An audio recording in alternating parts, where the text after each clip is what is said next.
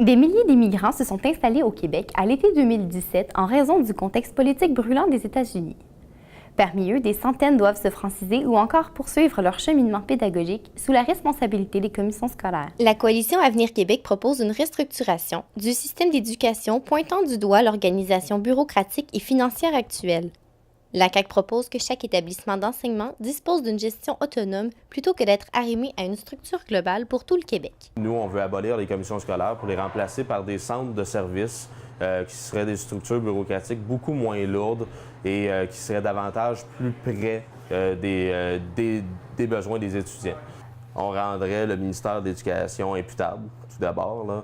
On croit que le ministre de l'Éducation doit être imputable là, au niveau justement de l'uniformisation là, des tâches. Les vagues d'immigration qu'a connues le Québec sont une situation particulière.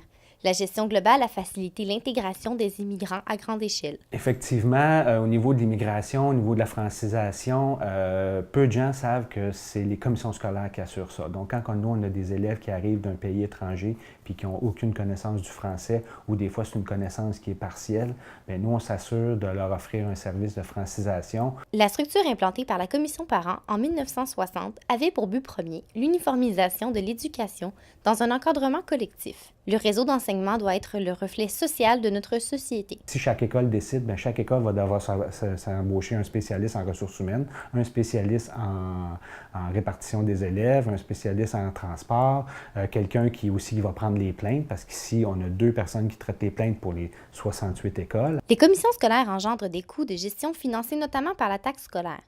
L'abolition de cette structure ne permettrait pas une économie pour les contribuables. Le droit de taxation demeurait en vigueur malgré un changement organisationnel. Le meilleur moyen présentement qu'on voit, c'est les écoles alternatives. Même les parents, pour que leurs enfants puissent y aller, doivent faire un certain nombre d'heures de bénévolat. Mais ils voient une différence, ils voient un changement. On a assez d'expertise au Québec pour le faire. Mais ça, c'est vrai.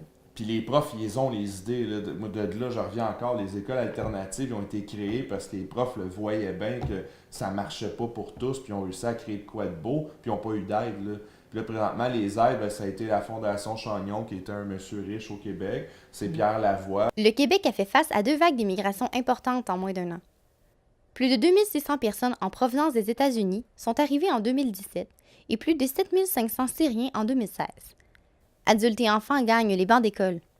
Le ministre de l'Éducation, Sébastien Proulx, a tranché en 2016 en faveur des commissions scolaires, puisque la structure du réseau actuel assure une stabilité. C'était Frédéric Siné pour l'Informateur.